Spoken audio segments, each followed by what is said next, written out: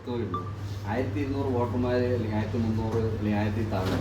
ഇത് നമ്മൾ ഇതിലേക്ക് ഫുള്ള് ബൈക്കാട്ടായിരിക്കും. നമ്മൾ വോട്ടർ പട്ടികയിൽ ആരാണ്, വോട്ടർ പട്ടിക എവിടെ, ഏത് വീട് എന്നുള്ള അത് നമ്മൾ ബൈക്കാട്ടായി പഠിച്ചിരിക്കണം. പഠിച്ചാലാണ് നമുക്ക് എവിടെ എത്താൻ കഴിയുള്ളൂ. സ്ഥാനാർത്ഥികളെ കണ്ടെത്തി മത്സര രംഗത്തെത്തുകയും വളരെ ശക്തമായിട്ട് മത്സരം കാഴ്ചവെക്കാൻ വേണ്ടിയിട്ട് എല്ലാവരും സജ്ജരായിരിക്കും. അതോടൊപ്പം ആ വാർഡുകളിൽ നിന്ന് നിർദ്ദേശിക്കപ്പെട്ടിട്ടുള്ള സ്ഥാനാർത്ഥികളുടെ ലിസ്റ്റ് പഞ്ചായത്ത് പ്രസിഡന്റ് ഇൻചാർജ് മുഖാന്തരം മണ്ഡലം കമ്മിറ്റിക്ക് കൈമാറുകയും മണ്ഡലം കമ്മിറ്റി അത് മണ്ഡലത്തിൻ്റെ പ്ലാറ്റ്ഫോമിൽ ചർച്ച ചെയ്ത് ഇവിടെ നിന്നുള്ള ജയസാധ്യതയുള്ള അല്ലെങ്കിൽ 2ാം സ്ഥാനത്ത് നിൽക്കുന്ന വാർഡുകൾ അല്ലെങ്കിൽ 3ാം സ്ഥാനത്ത് നിൽക്കുന്ന വാർഡുകളിൽ നിന്ന് 1ാം സ്ഥാനത്തേക്ക് എത്തിക്കുന്നതിനുള്ള സാധ്യതയുള്ള സ്ഥാനാർത്ഥികളെ കണ്ടെത്തി അവരെ ജയസാധ്യതയിലേക്ക് എത്തിക്കുന്നതിന് വേണ്ടിയിട്ടുള്ള സ്ഥാനാർത്ഥികളുടെ തെരഞ്ഞെടുത്തിട്ടുള്ള പ്രഖ്യാപനമാണ് ഇന്നലെ നടത്തുന്നത്. അപ്പോൾ ഒരു വ്യക്തമായ ധാരണയോടുകൂടി അല്ലെങ്കിൽ ഒരു വ്യക്തമായ പ്ലാനിങ്ങോടുകൂടി നമുക്ക് വാർഡുകളിൽ വർക്ക് ചെയ്യുകയാണെങ്കിൽ എരുമൂരിൽ മെമ്പറുകളെ പഞ്ചായത്തിന് നമ്മൾ വരുന്ന ത്രിതല പഞ്ചായത്തിലേക്ക് നമ്മുടെ കാൻഡിഡേറ്റ്സാണ് നമ്മുടെ ഇവിടെ എത്തിച്ചേർന്നിരിക്കുന്നത്. അപ്പോൾ ആദ്യമായി തന്നെ ഞാൻ അവർക്ക് നല്ലൊരു വിജയാശംസകൾ നേരെയാണ്. കാരണം എന്തുകൊണ്ടും നമ്മൾക്ക് ജനങ്ങളിലേക്ക് എത്തിച്ചേരാൻ വേണ്ടിയിട്ട് നമുക്ക് ഒരുപാട് കാര്യങ്ങളുണ്ട്.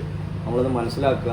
കാരണം നമ്മുടെ മണ്ഡലം അധ്യക്ഷൻ പറഞ്ഞു, നമുക്ക് മോദിയുടെ ഒരു പ്രഭാവത്തിൽ നമുക്ക് നല്ല വിജയസാധ്യതയുള്ളൊരു സ്ഥലവും കൂടിയാണ് നമ്മുടെ എരുമൂര്. പക്ഷേ നമ്മൾ ജനങ്ങളിലേക്ക് ആ മെസ്സേജ് കൃത്യമായിട്ട് എത്തിക്കുകയാണെന്നുണ്ടെങ്കിൽ നമ്മൾക്ക് നല്ലൊരു ശതമാനം വോട്ട് നമുക്ക് സമാഹരിക്കാനും ആദ്യമായി നമുക്ക് എരുമൂര് പഞ്ചായത്തിലേക്ക് 1ൽ കൂടുതൽ മെമ്പേഴ്സിനെ നമുക്ക് കയറ്റിവിടാനും കഴിയുമെന്നുള്ള കാര്യത്തിൽ യാതൊരു സംശയമില്ല.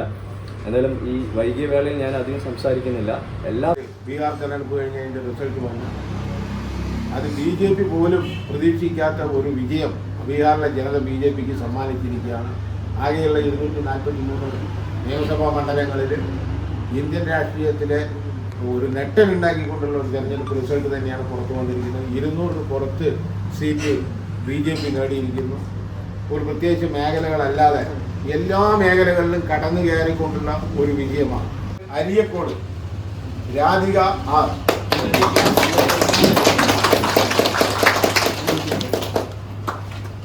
രണ്ടാം വാർഡ് മലർക്കോട് പാർത്തൻ, 3 പാർത്തൻ, 4 കുളക്കമ്പാടൻ രഘു,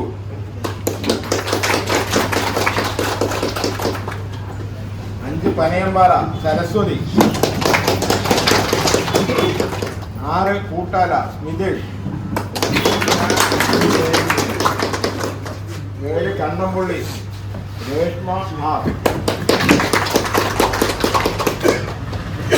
പാടം 8 വനജ, ആനക്കാമ്പറമ്പ് 9 പ്രഭാകരൻ പി, 11 പുളിശ്ശേരി ശ്രീനിവാസൻ, തെക്കേത്തറ 12 ശ്രീദേവി,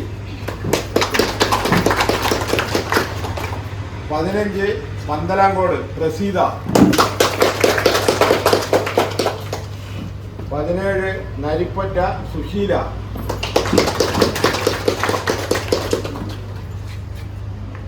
18 എരുമിയൂർ ശിവപ്രകാശ്, 19 മണിയൽപ്പറമ്പ് സനൽ. ഇത്രയും സ്ഥാനാർത്ഥികളെയാണ് പ്രസാദ്.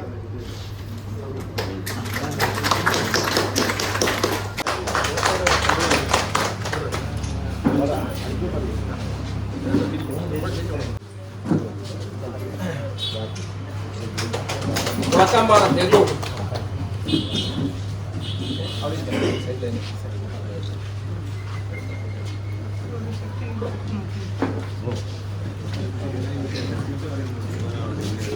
5ാം വാർഡ് പനയമ്പാറ സരസ്വതി, 5ാം വാർഡ്. 6ാം വാർഡ് കൂട്ടാല സ്മിതേഷ്,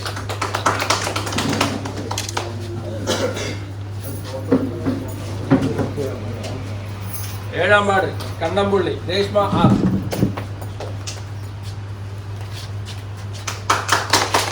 8ാം വാർഡ് നെല്ലിയാമ്പാടം മനജ,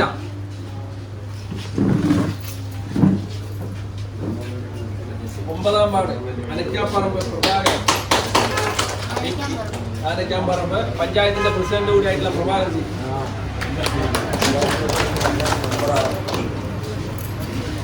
11 കുനിശ്ശേരി ശ്രീനിവാസൻ.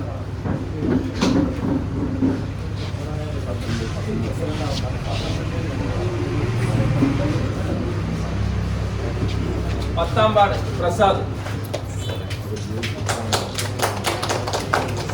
10ാം വാർഡ് പ്രസാദ്.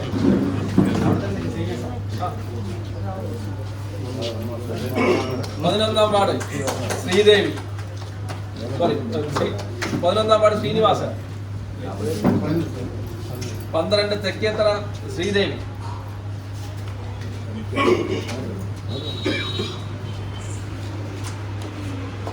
15 പന്തലാങ്കോട് പ്രസീത.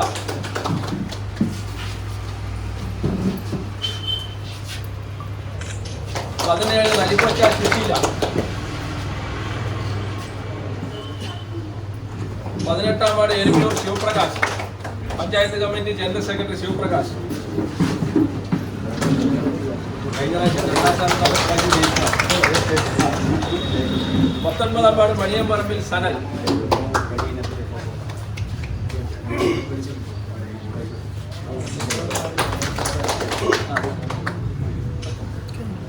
जय जय बीजेपी जय जय बीजेपी जय जय बीजेपी जय जय बीजेपी जय जय बीजेपी बोलो भारत माता के जय बोलो भारत माता के जय बोलो भारत माता के जय